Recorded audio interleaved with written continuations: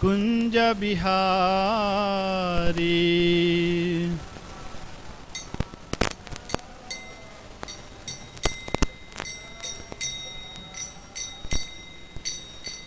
राधा माधव कुंज बिहारी।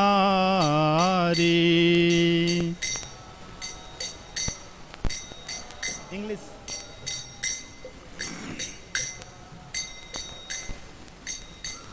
गोपी जन बल्लभ गिरिवरधारी।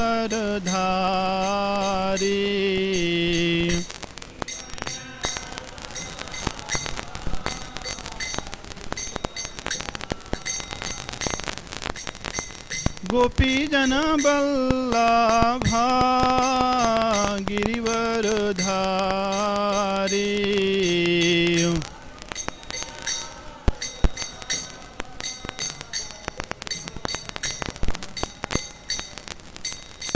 यशोदानंदन ब्रज जन रंजन।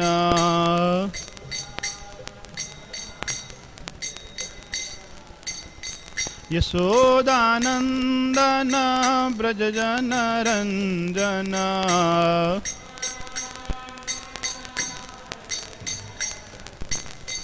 यमुना तीरावनचारी।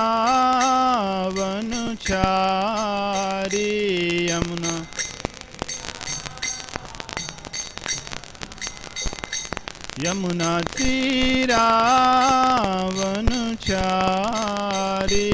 यमुना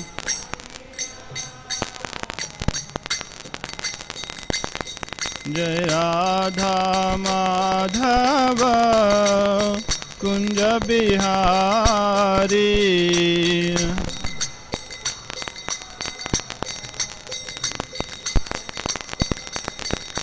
जय श्री कृष्ण चैतन्य प्रभु नित्यानंद। श्री अद्वैत गदाधर श्रीवासदि गौर भक्तवृंद।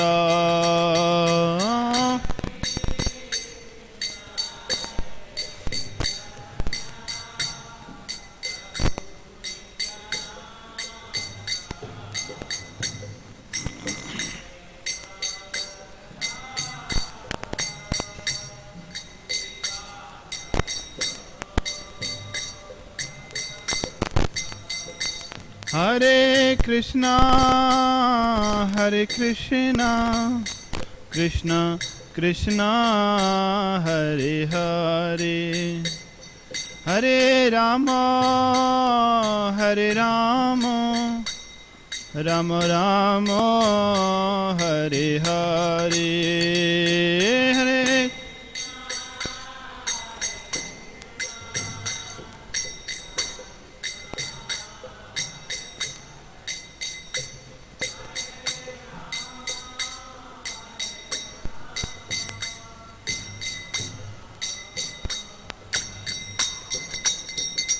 हरे हरे कृष्णा कृष्ण कृष्णा हरे हरे। हरे राम राम राम हरे हरे।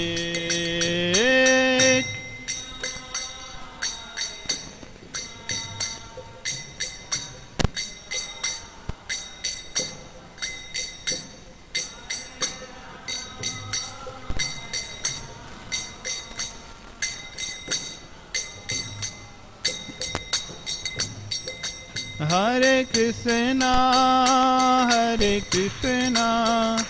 कृष्ण कृष्णा हरे हरे। हरे राम राम राम हरे हरे।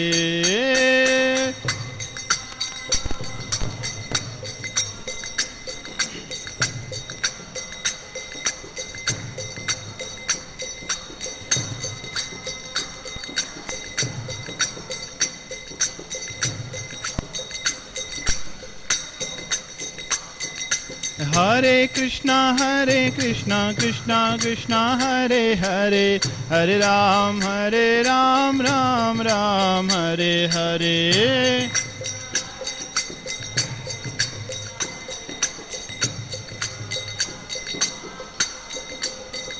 जय प्रभुपद प्रभुपद प्रभुपद, जय प्रभुपद।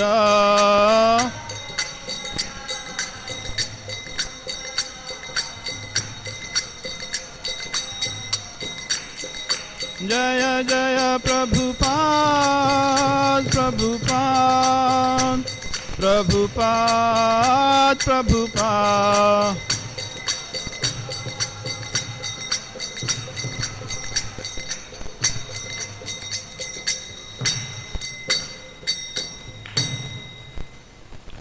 जय श्री श्री राधा मदन मोहन, श्री श्री कृष्ण बलराम, श्री श्री गौर निताय की, श्री श्री प्रहलादेश नरसिंह देव भगवान की, श्रील प्रभुपाद की, ग्रंथराज श्रीमद्भागवतम की, समेत भक्तवृंद की, गौर प्रेमानंदे। ओम अज्ञानतिमिरान्धस्य ज्ञानञ्जनशलाकया चक्षुरुन्मिलितं येन तस्मै श्रीगुरवे नमः। श्रीचैतन्यमनोभीष्टं स्थापितं येन भूतले स्वयं रूपा कदा मह्यं ददाति स्वपदान्तिकं। वन्देऽहं श्रीगुरो श्रीयुतपदकमलं, श्रीगुरून् वैष्णवांश्च श्रीरूपं साग्रजातं सहगण रघुनाथान्वितं तं सजीवं सावद्वैतं सावधूतं परिजनसहितं कृष्ण चैतन्यदेवं श्रीराधा कृष्णपादान् सहगण ललिता श्रीविशाखान्वितांश्च। नमो विष्णुपादाय कृष्णपृष्ठाय भूतले श्रीमते भक्तिवेदांत स्वामी निति नामिने। नमस्ते सरस्वते देवे गौरवाणी प्रचारिणे निर्विशेष शून्यवादी पाश्चात्यदेशतारिणे। हे कृष्णा करुणा सिंधो दीनबंधो जगत्पते गोपेश गोपिका कांत राधा कांत नमस्तुते। तप्त कांचन गौरांगे राधे वृंदावनेश्वरी वृषभानुसुते देवी प्रणमामि हरिप्रिये। वंशाकल्पतरुभ्यश्च कृपा सिन्धुभ्य एव च पतितानां पावनेभ्यो वैष्णवेभ्यो नमो नमः।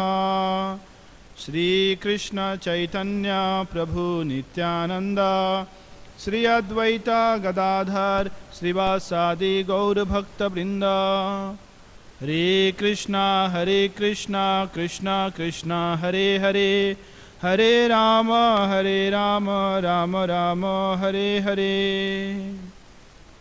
ओम नमो भगवते वासुदेवाय।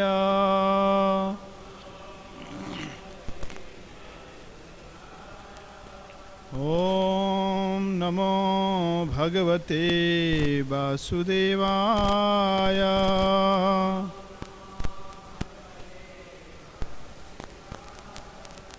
ओम नमो भगवते वासुदेवाय।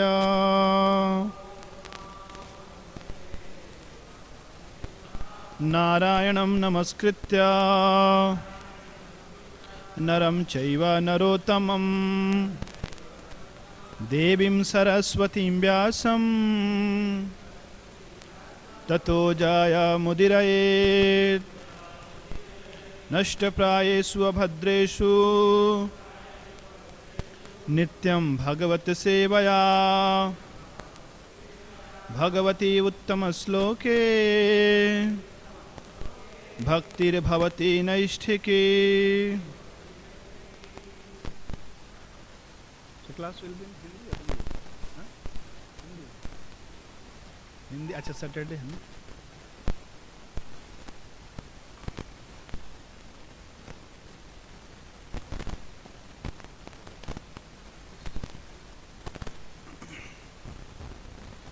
आज हम श्रीमद् भागवतम के 5वें स्कंद के 5वें अध्याय के 15वें श्लोक से पढ़ेंगे।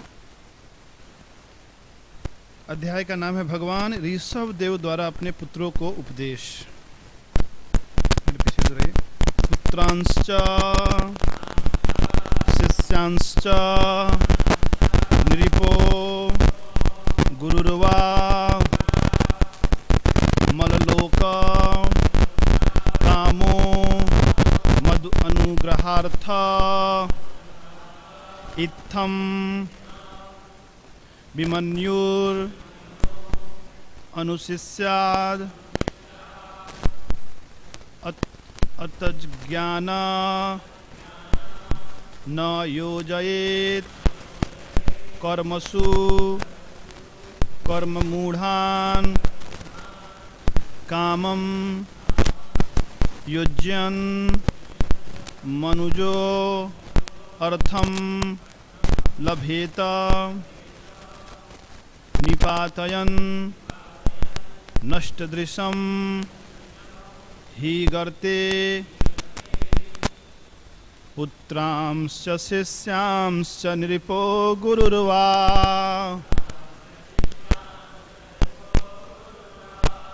मललोक कामो मद अनुग्रहार्थ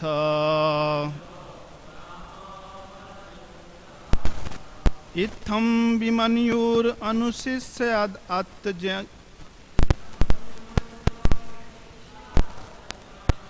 इत्थं विमन्युर अनुशिष्याद आत्मज्ञान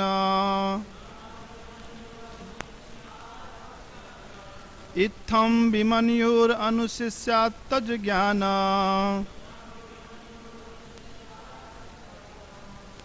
न जो जयेत् कर्मसु कर्म मूढ़ान् कम योजयन् मनुजो अर्थं लभेत निपातयन् नष्टदृशं हि गर्ते पुत्रांश्च शिष्यांश्च नृपो गुरुर्वा मललोक कामो मद अनुग्रहार्थ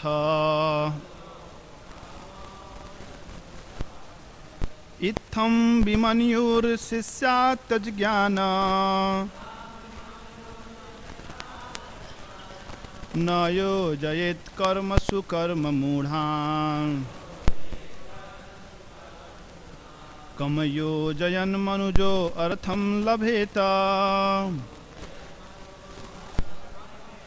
निपातयन् नष्टदृशं हि गर्ते पुत्रांश्च शिष्यांश्च नृपो गुरुर्वा मललोक कामो मद अनुग्रहार्थ इत्थं विमन्युर अनुशिष्यत तज्ज्ञान इत्थं विमन्युर अनुशिष्याद तज्ज्ञान न योजयेत् कर्मसु कर्म मूढ़ान् कम योजयन् मनुजो अर्थं लभेत निपातयन् नष्टदृशां हि गर्ते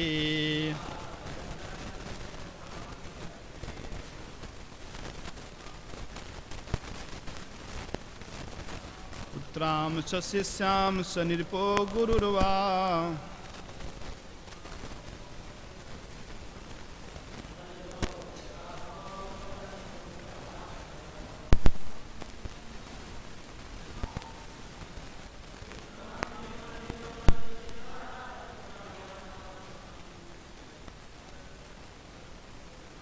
न जो जयेत् कर्मसु कर्म मूढ़ान् कम योजयन् मनुजो अर्थं लभेत निपातयन् नष्टदृशं हि गर्ते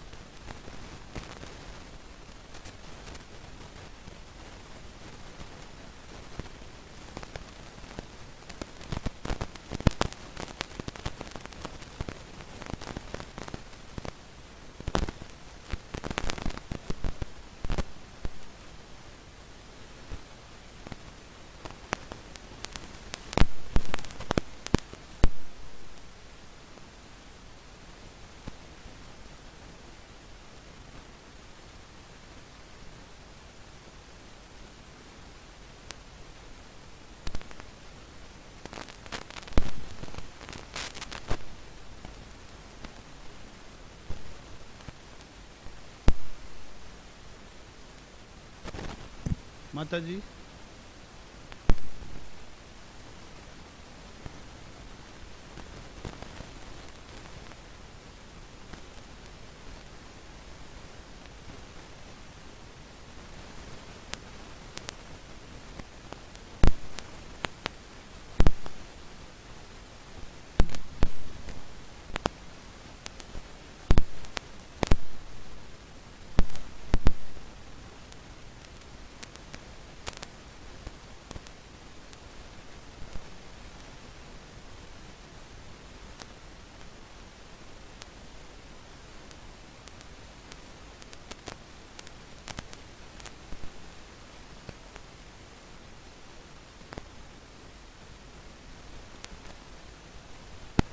शब्दार्थ अनुवाद एवं तात्पर्य श्रील प्रभुपाद जी के द्वारा। मेरे पीछे दोहराइए। पुत्रान पुत्रों को, च तथा शिष्यान शिष्यों को, च तथा नृप राजा, गुरु गुरु, वा अथवा, मतलोक काम मेरे धाम के इच्छुक, मत अनुग्रह अर्थ मेरे अनुग्रह को जीवन लक्ष्य मानने वाले, इत्थम इस प्रकार से, विमन्यु क्रोध रहित, अनुशिष्यात शिक्षा देनी चाहिए, अतत ज्ञान आत्मज्ञान से विहीन, न नहीं, योजयित लगाना चाहिए, कर्मसु कर्मों में, कर्म मूढ़ान केवल पुण्य या पाप कर्म में रत रहने वालों को, कम क्या, योजयन प्रवृत्त करते हुए, मनुजा मनुष्य, अर्थम लाभ, लभेत प्राप्त कर सकता है, निपातयन ढकेल कर, नष्टदृशम दिव्य ज्योति से विहीन, ही निसंदेह गर्ते गड्ढे में। अनुवाद। जिसे ईश्वर के धाम जाने की अभिलाषा हो उसे चाहिए कि श्री भगवान के अनुग्रह को जीवन का परम लक्ष्य माने। यदि वह पिता है तो अपने पुत्रों को, यदि गुरु है तो अपने शिष्यों को, और यदि राजा है तो अपनी प्रजा को उसी प्रकार शिक्षा दे जैसा कि मैंने उपदेश दिया है। उन्हें चाहिए कि क्रोध रहित होकर इन्हें शिक्षा देते रहें, भले ही वे उनकी आज्ञा का पालन करने में कभी कभी असमर्थ क्यों न रहें। कर्म मूढ़ों को चाहिए कि वे सभी प्रकार से भक्ति में लगें। उन्हें सकाम कर्म से बचना चाहिए। यदि शिष्य, पुत्र या नागरिक को जो दिव्य दृष्टि से रहित हो कर्म के बंधन में डाला जाए तो भला वह कैसे लाभान्वित होगा। यह अंधे मनुष्य को गड्ढे में ढकेलने जैसा है। मेरे पीछे दोहराइए। जिसे ईश्वर के धाम जाने की अभिलाषा हो उसे चाहिए कि श्री भगवान के अनुग्रह को जीवन का परम लक्ष्य माने। यदि वह पिता है तो अपने पुत्रों को, यदि गुरु है तो अपने शिष्यों को, और यदि राजा है तो अपनी प्रजा को उसी प्रकार शिक्षा दे जैसा कि मैंने उपदेश दिया है। उन्हें चाहिए कि क्रोध रहित होकर इन्हें शिक्षा देते रहें, भले ही वे उनकी आज्ञा का पालन करने में कभी कभी असमर्थ हों, कभी कभी असमर्थ क्यों न रहें। कर्म मूढ़ों को चाहिए कि वे सभी प्रकार से भक्ति में लगें। उन्हें सकाम कर्म से बचना चाहिए। यदि शिष्य, पुत्र या नागरिक को जो दिव्य दृष्टि से रहित हो कर्म के बंधन में डाला जाए तो भला वह कैसे लाभान्वित होगा। यह अंधे मनुष्य को गड्ढे में ढकेलने जैसा है। भगवद गीता में कहा गया है, न बुद्धि भेदम जनयेद ज्ञाना नाम कर्म संगी नाम जोशयेत सर्वकर्माणि विद्वान युक्तः समाचरन्। ज्ञानी पुरुष को चाहिए कि सकाम कर्मों में आसक्ति वाले अज्ञानियों की बुद्धि भ्रम उत्पन्न न करे, अर्थात उन्हें कर्म से विमुख न करे, वरन अपने आचरण से उन्हें भक्ति भाव के साथ कर्म करने में ही लगाए। बहुत छोटा तात्पर्य है। तो इस अध्याय में भगवान ऋषभदेव, इनके 100 पुत्र हैं, 100 पुत्रों में श्रेष्ठ हैं, ज्येष्ठ हैं भरत महाराज, और 9 जोगेंद्र जो कि भगवत भक्ति का प्रचारक बने, सन्यासी हुए, पूर्णतया विरक्त होकर उन्होंने जीवन यापन किया और केवल प्रचार कार्यों में ही लगे रहे। और 9 वर्ष के शासक बने। कितने हो गए? 19 हो गया। और 81 पुत्र ब्राह्मण हुए, जो याज्ञिक ब्राह्मण, यज्ञों का अनुष्ठान करने वाले। और तो इन 100 पुत्रों में हम देखते हैं कि कुछ ब्रह्मचारी भी बने हैं, कुछ गृहस्थ भी बने हैं, अधिक गृहस्थ बने हैं। जय श्री श्री राधा मदन मोहन, श्री श्री कृष्ण बलराम, श्री श्री गौर निताय की, श्री श्री प्रहलादेश नरसिंह देव भगवान की, श्रील प्रभुपाद की। तो इनके परिवार में ब्रह्मचारी भी हैं, गृहस्थ भी हैं, सन्यासी भी हैं, और आगे चल के कुछ वानप्रस्थी भी होंगे। तो यहाँ पे ऋषभदेव उपदेश दे रहे हैं कि अभी तक मैंने जितने उपदेश दिए हैं उसको समराइज करते हुए कह रहे हैं कि उन्हीं उपदेशों के आधार पे पिता को अपने पुत्रों को उपदेश देना चाहिए, राजा को अपनी प्रजा को उपदेश देना चाहिए, और गुरु को अपने शिष्यों को उपदेश देना चाहिए।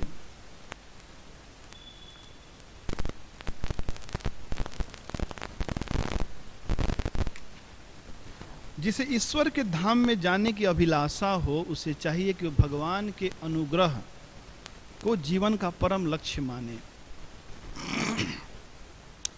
तो जिसे भगवत धाम जाने की इच्छा है उसके लिए है, उससे चाहिए कि भगवान की कृपा, भगवान के अनुग्रह को अपने जीवन का परम लक्ष्य, लक्ष्य कई है हमारे जीवन में, लेकिन परम लक्ष्य एक ही है सभी का। जैसे कुछ दिन पहले एक मीटिंग हो रहा था ऊपर, तो निमाई सुंदर प्रभु ने कहा कि हम जो भी कार्यक्रम करते हैं इसका लक्ष्य क्या है, उद्देश्य क्या है। तो महाराज ने कहा कि इसका लक्ष्य तो सबका भगवत धाम जाना है, लेकिन उसके पहले बहुत सारा ऑब्जेक्टिव हैं।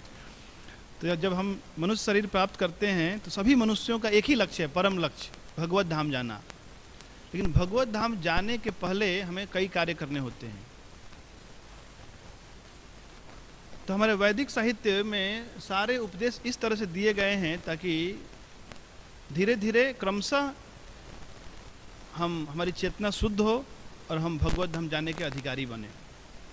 यानी भगवत धाम जाने से पहले हमें अपने आप को पूर्णतया शुद्ध करना होता है, यानी हर प्रकार की आसक्तियों का त्याग करना होता है।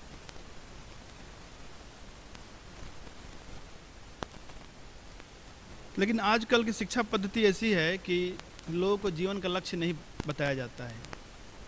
लोग अपने आसक्तियों से बंधे होते हैं और उन आसक्तियों को सही सिद्ध करने के लिए बहुत तरह के सिद्धांत प्रस्तुत करते हैं, बहुत तरह के तर्क प्रस्तुत करते हैं, वैज्ञानिक अवधारणाएं स्थापित करते हैं, और कभी कभी धर्म की सृष्टि कर देते हैं और कहते हैं कि कैसे हम जिन कार्यों में लगे हुए हैं, इंद्रिय तृप्ति जनक कार्यों में, पाप पूर्ण कार्यों में, ये कैसे सही है, यानी उसी को सिद्ध करने में लगे हुए हैं। इसलिए लोगों की कोई रुचि नहीं है भगवत धाम जाने में, और यदि कोई उन्हें बताता भी है तो ये कहते हैं ये सब सही नहीं है, ये सब मनोकल्पना है।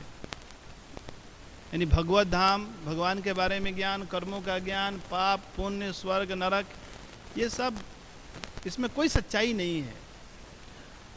उनका कहना है कि हमें जीवन को इस प्रकार से जीना चाहिए ताकि एक ही जीवन मिला है, खूब आनंद के साथ सुखपूर्वक जीवन व्यतीत करना चाहिए, और सुखी पूर्वक रहने के लिए कई सारे सिद्धांत प्रस्तुत किए गए हैं ताकि उनकी बुद्धि को एक बल मिले, हम जो कार्य कर रहे हैं तो सही कार्य है ये। जैसे भक्त लोग कभी गलत कार्य नहीं कर सके क्योंकि उनका इंटेलिजेंस उन्हें रोकेगा, बुद्धि रोकेगी, नहीं ये पाप कर्म है, इससे नरक की प्राप्ति होगी, इससे अनुग्रह की प्राप्ति नहीं होगी। इसीलिए नास्तिकवाद में सबसे पहले भगवान को इनकार किया जाता है और उसके बाद कोई प्रश्न ही नहीं बचता पाप पुण्य और शास्त्रों को स्वीकार करने का। तो कहते हैं it is better to remain a fool where ignorance is the bliss. तो उनके समाज में भक्तों की निंदा की जाती है, ठीक है, भक्त लोग खिसके हुए हैं भक्त लोग भटके हुए हैं। बताओ, नवजुवक होकर इस तरह से पढ़ाई लिखाई करके सब क्या करते हैं दिन भर बैठकर। ये लोगों की कार्य क्षमताओं का क्या कहेंगे हिंदी, अंडर यूटिलाइजेशन, दुरुपयोग नहीं, इसका कम आकलन हो रहा है, सही रूप में प्रयोग नहीं किया जा रहा है। उनके शरीर में कितनी शक्ति है, मानसिक शक्ति है, बौद्धिक शक्ति है, इसका कुछ देश के विकास में करना चाहिए कुछ, लेकिन उनको पता नहीं वास्तविक विकास क्या है, चेतना का विकास है वास्तविक विकास।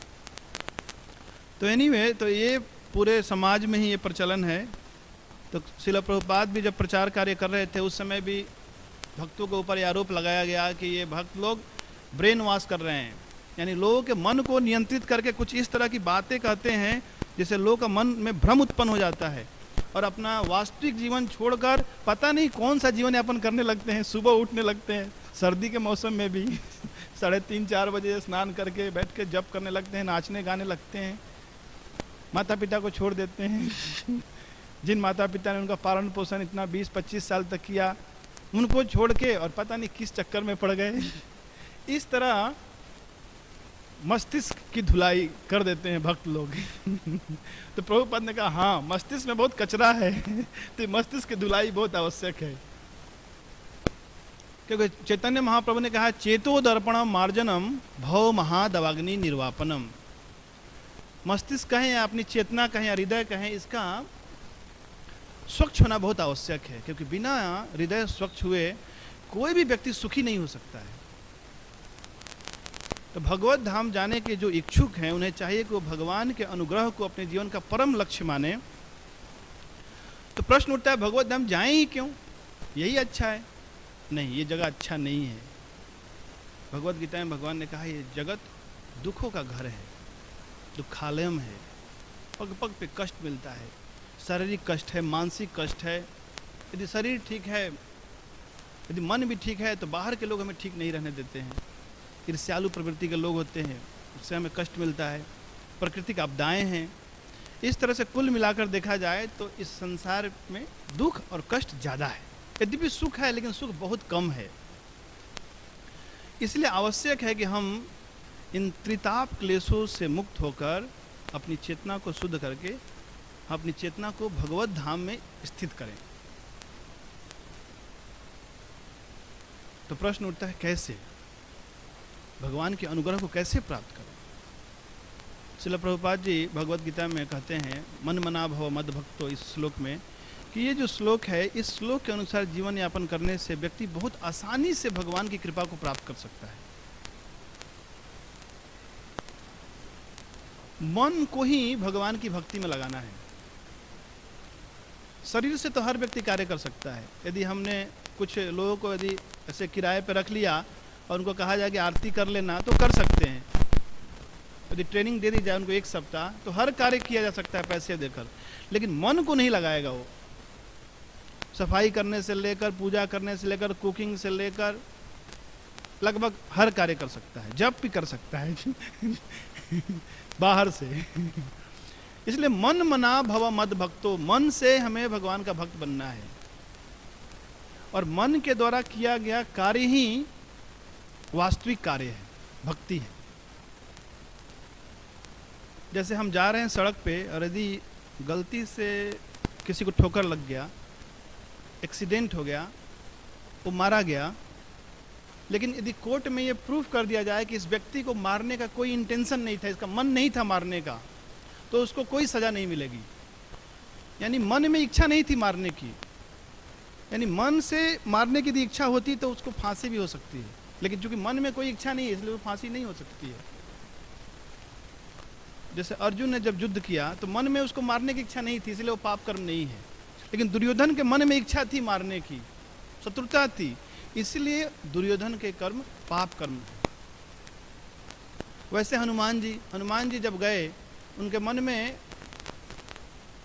यद्यपि उन्होंने लंका में बहुत ध्वंस का कार्य किया, आग लगा दी, लेकिन मन में और कोई भगवान की सेवा का अतिरिक्त अन्य कोई भावना नहीं थी, इसलिए वो भी अच्छा कार्य। तो साधारणतया हम बाहर के दृष्टि में हर चीज़ों को देखते हैं, लेकिन भगवत भक्ति में विशेष हुए भगवान की कृपा को प्राप्त करने के लिए मन को लगाना है। मन मना भव मद भक्तो मद्याजी माम नमस्कुरु माम एवस्य सत्यम ते प्रति जानो प्रियो असी में। भगवान कहते हैं कि निसंदेह तुम मेरे पास आ सकते हो।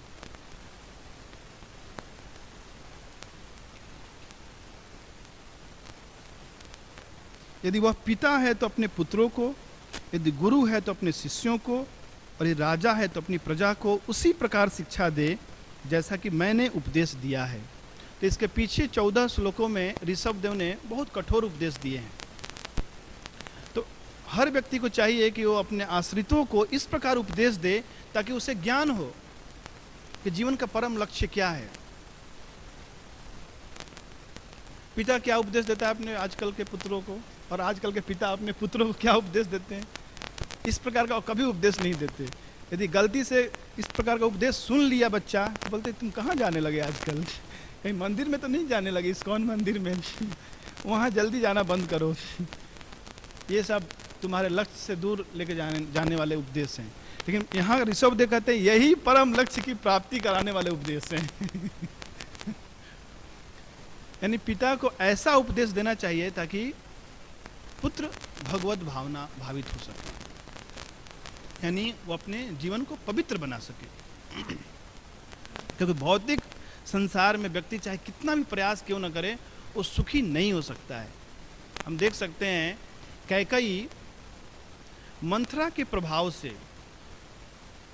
कैकेयी रानी थी, दशरथ कितनी प्रिय रानी थी, भगवान राम से इतना प्रेम करती थी, सबसे ज़्यादा प्रेम करती थी, लेकिन थोड़ा उसका मन बस में नहीं रहा। कैकेयी, मंथरा ने उसके मन में मंथन लाया और कैकेयी पूरी तरह से कन्विंस्ड हो गई भगवान राम के बारे में कि राम एक बहुत बुरे व्यक्ति है। राम के विरुद्ध चली गई वो, और वहाँ से उसके जीवन में दुख की शुरुआत हो गई। पहले परम सुखी थी और इतनी कन्विंस्ड हो गई वो, इतने कन्विंस्ड कर हिंदी में अस्वस्थ, पूरी तरह से इतनी अस्वस्थ हो गई इस इच्छा की पूर्ति के लिए कि मेरा पुत्र भरत को ही राज्य मिलना चाहिए चाहे कुछ भी हो जाए। और उनके आंखों के सामने ही दशरथ महाराज की मृत्यु हो गई, फिर भी मन बदला नहीं, और 14 साल के लिए प्रभु रामचंद्र को जंगल में भेज दिया। ये होता है भौतिक जगत के प्रति आसक्ति का प्रभाव। व्यक्ति कोई भी गलत कार्य कर सकता है। कुछ दिन पहले ही कैकेयी इस तरह से कह रही थी, दशरथ से इतना अपने प्रेम का प्रकाश कर रही थी, उनके लिए जीवन प्राण देने के लिए तैयार थी, और अभी एक भौतिक इच्छा की पूर्ति के लिए उनको मार दिया। यानी जिस प्रभु रामचंद्र को हृदय में रखना चाहिए उनको जंगल में भेज दिया, और जिस मंथरा को बाहर फेंकना चाहिए उसको घर में रख लिया।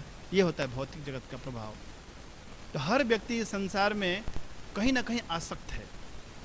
कोई अपने शरीर से आसक्त है, शारीरिक सुखों से, तो शारीरिक सुखों से आसक्त है तो भगवान के अनुग्रह को प्राप्त नहीं कर पाता है। कोई अपने मानसिक सुखों से आसक्त है तो उसको छोड़ नहीं सकता, मैं ये नहीं कर, ये मुझे अच्छा लगता है, तो वहाँ फिर कोई अपने किसी सगे संबंधियों से आसक्त है तो फिर कार्यक्रम में नहीं आ सकता।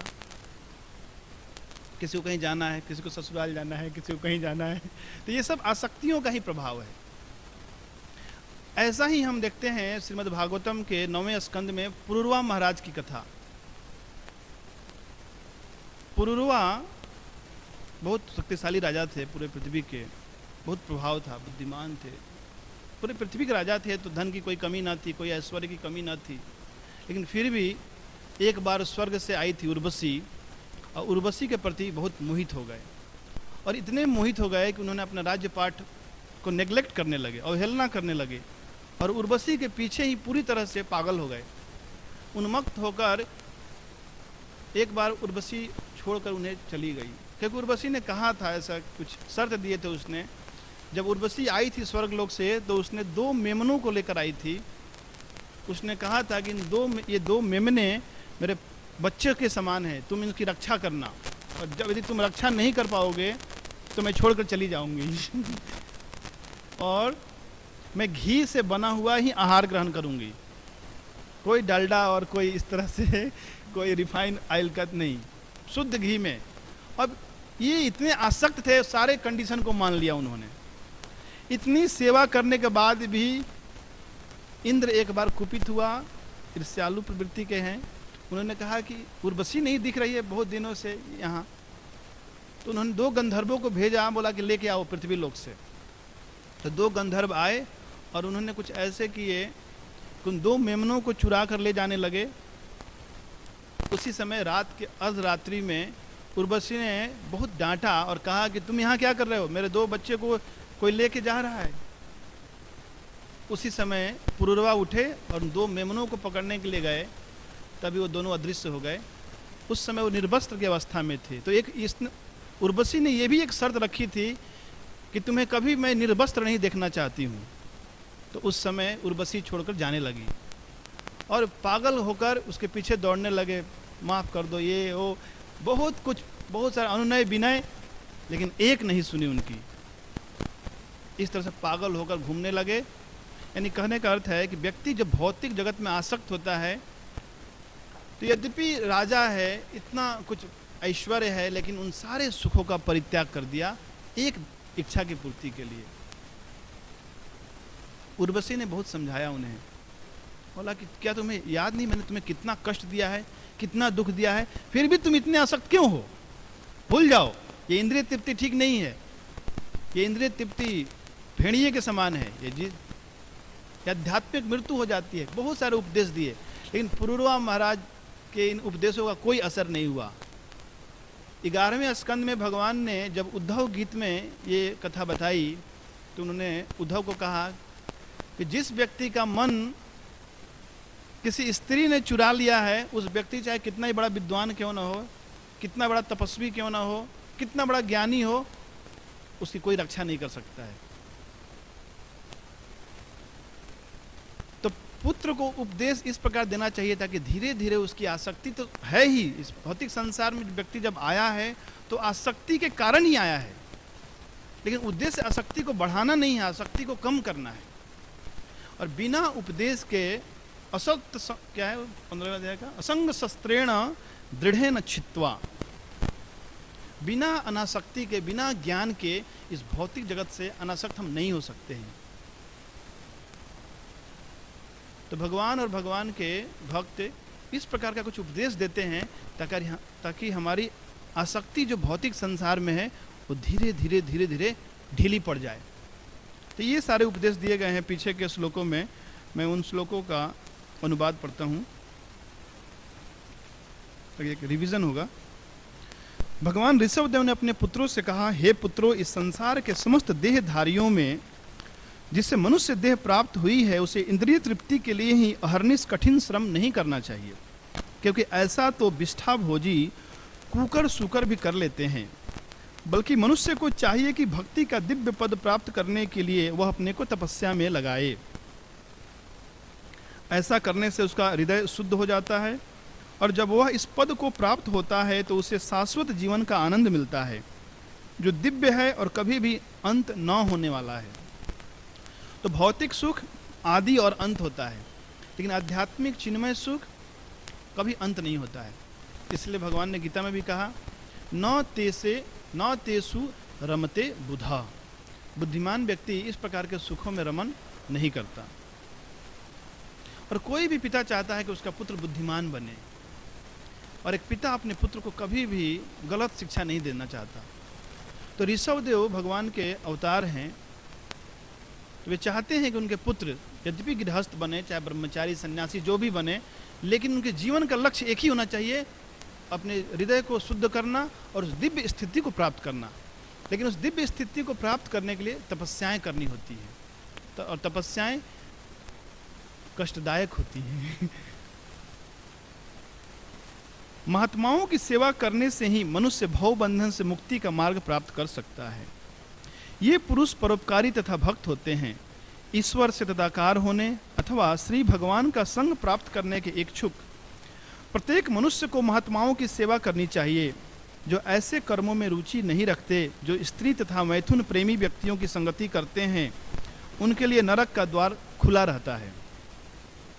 महात्मा संभाव वाले होते हैं, वे एक जीवात्मा तथा दूसरे में कोई अंतर नहीं मानते। वे परम शांत, भक्ति में तत्पर, क्रोध रहित तथा परमार्थी होते हैं। वे कोई निंदनीय आचरण नहीं करते। ऐसे व्यक्ति महात्मा कहलाते हैं। जो लोग श्री कृष्ण भावनामृत को पुनर्जीवित करने तथा ईश्वर प्रेम बढ़ाने के इच्छुक हैं, वे केवल श्री कृष्ण से संबंधित कार्य करते हैं। वे उन लोगों से मेल जोल नहीं बढ़ाते जो अपने शरीर पालन, भोजन, शयन, मैथुन तथा सुरक्षा के कार्यों में व्यस्त रहते हैं। वे गृहस्थ होते हुए भी अपने घर बार के प्रति आसक्त नहीं होते। वे पत्नी, संतान, मित्र अथवा धन में भी आसक्त नहीं होते, किंतु उसके साथ ही वे अपने कर्तव्यों के प्रति अनमनस्क नहीं होते, यानी उदासीन भी नहीं होते। अनमनस्क यानी कि उसको नेग्लेक्ट नहीं करते। ऐसे पुरुष अपने जीवन निर्वाह के लिए जितना धन चाहिए उतना संग्रह करते हैं। धन आवश्यक है गृहस्थों के लिए, लेकिन आसक्ति आवश्यक नहीं है। धन कमाने में परिश्रम है, खर्च करने में भी है परिश्रम। बहुत ज़्यादा धन आ गया तो कैसे खर्च करें, कहाँ कहाँ क्या लगाएं, नहीं है तो बिल्कुल मन शांत रहता है। सुरक्षा में भी कष्ट है, दुख है, यदि नष्ट हो गया तो महान संकट। इसलिए सब धन मंदिर में लगाना चाहिए। जब मनुष्य इंद्रिय तृप्ति को ही जीवन का लक्ष्य मान बैठता है तो भौतिक रहन सहन के पीछे प्रमत्त होकर सभी प्रकार के पाप कर्मों में प्रवृत्त होता है। तो जब मनुष्य अपने जीवन का लक्ष्य इंद्रिय तृप्ति मान लेता है तो हर प्रकार के पाप कर्म करता है। वो रावण ने भी किया। जय श्री श्री राधा मदन मोहन कृष्ण बलराम गौर निताय की, श्री श्री प्रहलादेश नरसिंह देव भगवान की। तो भौतिक इच्छाएं और इंद्रिय तृप्ति की इच्छाएं ही पाप के मूल कारण हैं। जब रावण ने शूर्पणखा से सुना माँ सीता के बारे में तो सुनने से ही आसक्त हो गया वो, और उसको लाख समझाया। उसका भाई कुंभकर्ण ने भी समझाया, विभीषण ने भी अच्छे उपदेश दिए, उसकी पत्नी मंदोदरी ने भी उपदेश दिए कि नहीं, ये आसक्ति ठीक नहीं है, त्याग दीजिए। लेकिन नहीं, पूरे वंश का संहार हो गया। तो व्यक्ति जब आसक्त होता है किसी भौतिक कामनाओं के प्रति तो कोई भी गलत कार्य कर सकता है। इसलिए भौतिक व्यक्ति के ऊपर कभी भरोसा नहीं रखना चाहिए।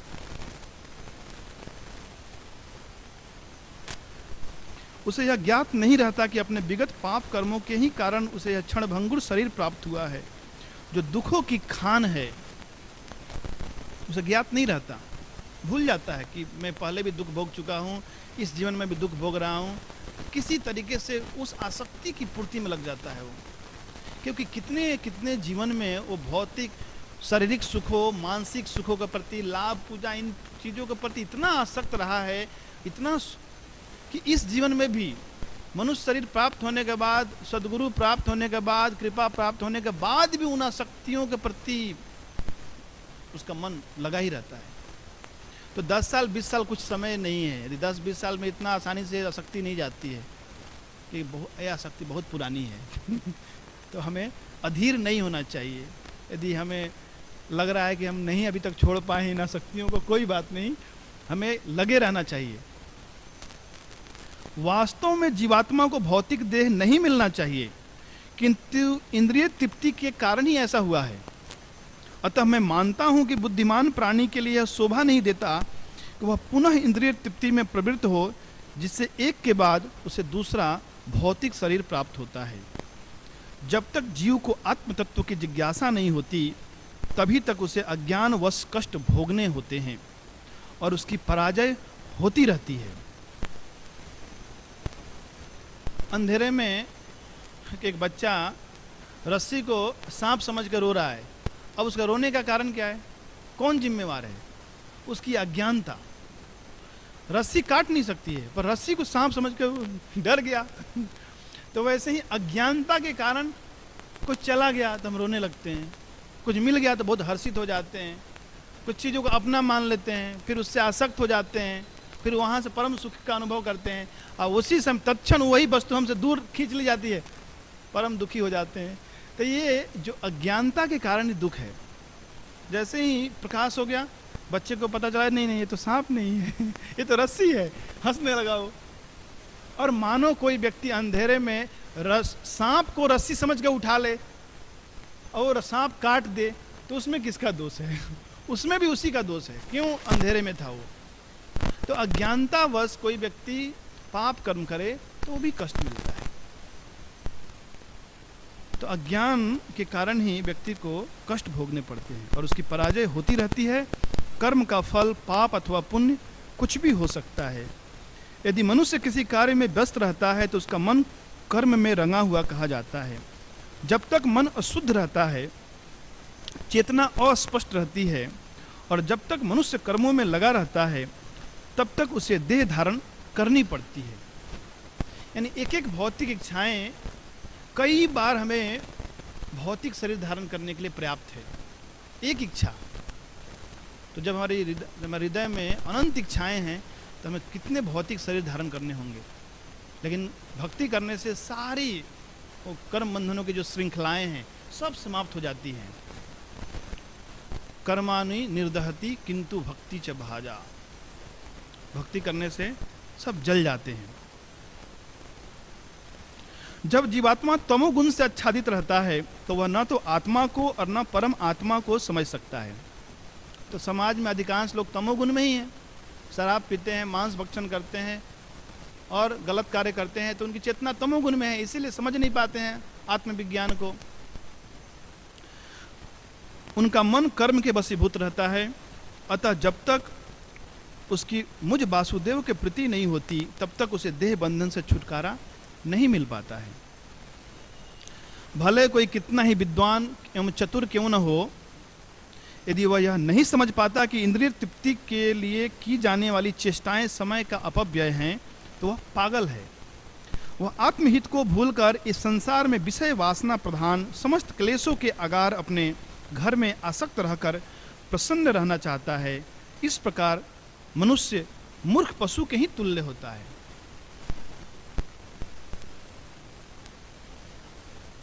तो आत्महित को भूल जाता है व्यक्ति। फिर स्त्री तथा पुरुष के मध्य का आकर्षण संसार का मूल नियम है। इस भ्रांत धारणा के कारण ही स्त्री तथा पुरुष के हृदय परस्पर जुड़े रहते हैं।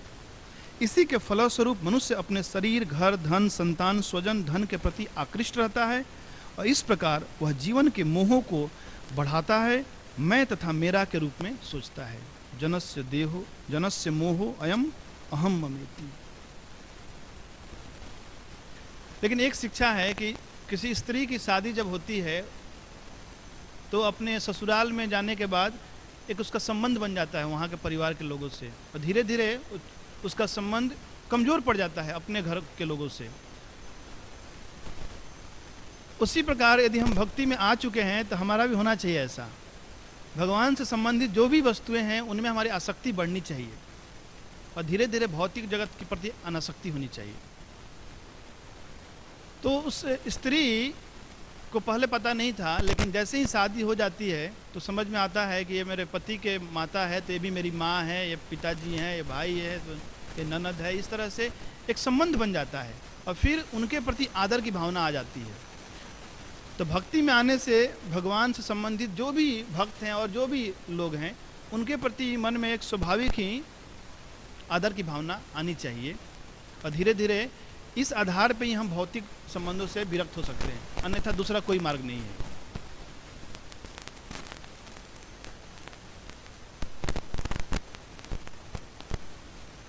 जब पूर्व कर्म फलों के कारण भौतिक जीवन में फंसे हुए व्यक्ति के हृदय की दृढ़ गांठ ढीली पड़ जाती है तो वह घर, स्त्री तथा संतान के प्रति अपनी आसक्ति से विमुख हो जाता है। तो हृदय ग्रंथि जब ढीली पड़ती है तो अपने आप वो विमुख हो जाता है और भगवान के सम्मुख हो जाता है। कि भगवान का ये स्वभाव है कि भगवान प्रेम देते हैं और कुछ हर लेते हैं। हर लेते हैं क्या? आसक्तियों को, क्लेशों को, दुखों को। प्रेम दिया मन हरे इति हरि, इसलिए भगवान का नाम हरण हरि है। वो हरण करते हैं, कुछ हटाते हैं लेकिन कुछ देते भी हैं देते हैं अपना प्रेम। सर्व अमंगल हरे इति हरि, हर प्रकार के अमंगल अभद्रताएं हर लेते हैं, दुर्वासनाएं हटा देते हैं भक्तों के हृदय से और शुद्ध प्रेम प्रदान करते हैं। तो अच्छा है भगवान के प्रति आसक्ति बढ़ाना। हे पुत्रों, तुम्हें सिद्ध गुरु अर्थात परमहंस को ग्रहण करना चाहिए। इस प्रकार तुम मुझ श्री भगवान पर अपनी श्रद्धा तथा प्रेम रखो। तुम्हें इंद्रिय तृप्ति से घृणा करनी चाहिए तथा ग्रीष्म एवं शीत ऋतु के समान आनंद तथा पीड़ा की द्वैतता को सहन करना चाहिए। उन जीवात्माओं की कष्टमय दशा को जो स्वर्ग में भी दुखी रहती हैं समझने का प्रयास करो। तो जीव स्वर्ग में भी दुखी है, लेकिन हम समझ नहीं पाते हैं। हम तो यही भौतिक समाज में ही अपनी स्थिति को सुदृढ़ करने में लगे हुए हैं। हमें समझ में नहीं आ पाता कि कैसे स्वर्ग में ये लोग दुखी हैं। यदि किसी की मृत्यु होती है तो स्वर्गीय, अपने आप को बहुत उन्नत समझते हैं यदि स्वर्गीय व्यक्ति। लेकिन यहाँ पे लिखा है उन जीवात्माओं की कष्टमय दशा को जो स्वर्ग में भी दुखी रहते हैं समझने का प्रयास करो। सत्य का अन्वेषण करो, फिर भक्ति के लिए समस्त प्रकार की तपस्या करो। इंद्रिय सुख के लिए प्रयत्नों का परित्याग करके ईश्वर की भक्ति करो। श्री भगवान की कथा का श्रवण करो, सदैव भक्तों की संगति करो, ईश्वर का कीर्तन और गुणगान करो और सबों को आध्यात्मिक स्तर पर संभाव से देखो। शत्रुता का त्याग करो, क्रोध तथा शोक का दमन करो, निज को देह तथा घर न मानते हुए शास्त्रों का अध्ययन करो, एकांतवास करो, प्राण वायु मन इंद्रियों को पूर्णतया वश में करने का अभ्यास करो। वैदिक साहित्य अर्थात शास्त्रों पर पूर्ण श्रद्धावान बनो और ब्रह्मचर्य व्रत का पालन करो। अपने कर्तव्यों को करते हुए वृथा बात करने से बचो। सदैव श्री भगवान का चिंतन करते हुए अधिकारी से ज्ञान प्राप्त करो। इस प्रकार उत्साह एवं धैर्य पूर्वक भक्ति योग का अभ्यास करते रहने से तुम्हारा अहंकार जाता रहेगा। और आज का उपदेश है, समस्त इन उपदेशों का सार के रूप में कह रहे हैं कि पिता को या गुरु को या प्रशासनिक अधिकारी राजा को इस प्रकार उपदेश देना चाहिए ताकि उसके जो आश्रित पुत्र हो या शिष्य हो या अन्य नागरिक हैं इन बातों को भली भांति समझ सकें। क्या समझ सकें? ये शरीर क्षणिक है, संसार दुखमय है और हमें भगवत धाम जाना हमारे जीवन का परम लक्ष्य है और हमें अपने जीवन को शुद्ध करना है। लेकिन ये उपदेश ग्रहण करेंगे नहीं, कोई बात नहीं, बिना क्रोधित हुए उपदेश देते ही रहो, देते ही रहो, देते ही रहो, धैर्य रखो। ये लिखा है।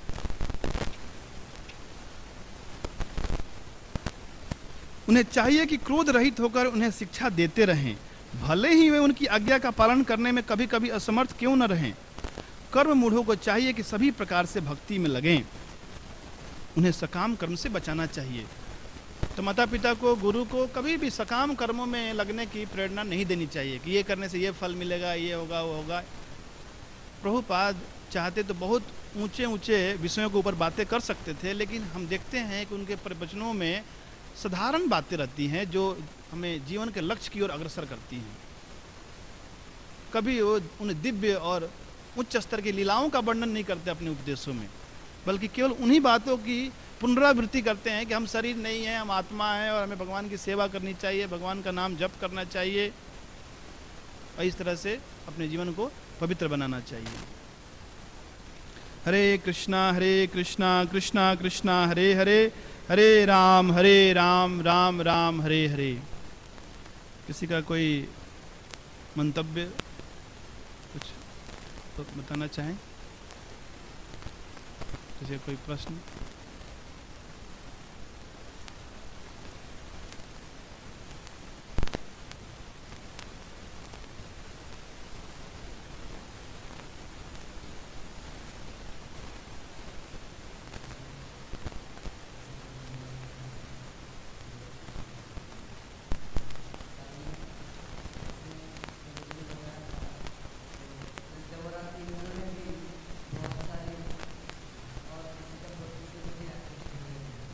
इंद्र नहीं, कल बताया था उन्होंने, सोम चंद्रदेव बृहस्पति की पत्नी तारा के प्रति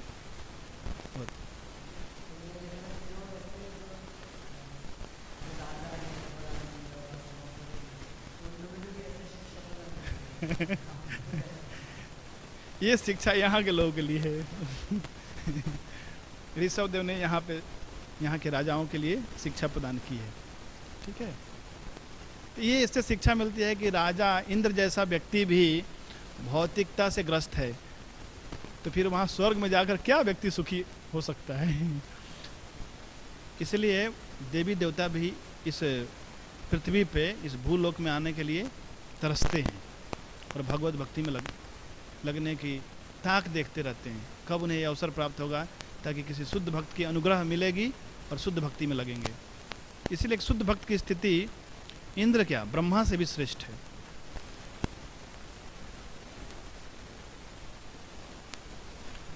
ग्रंथराज श्रीमद्भागवतम की, शील प्रभुपाद की, समेत भक्त वृंद की, गौर प्रेमानंदे।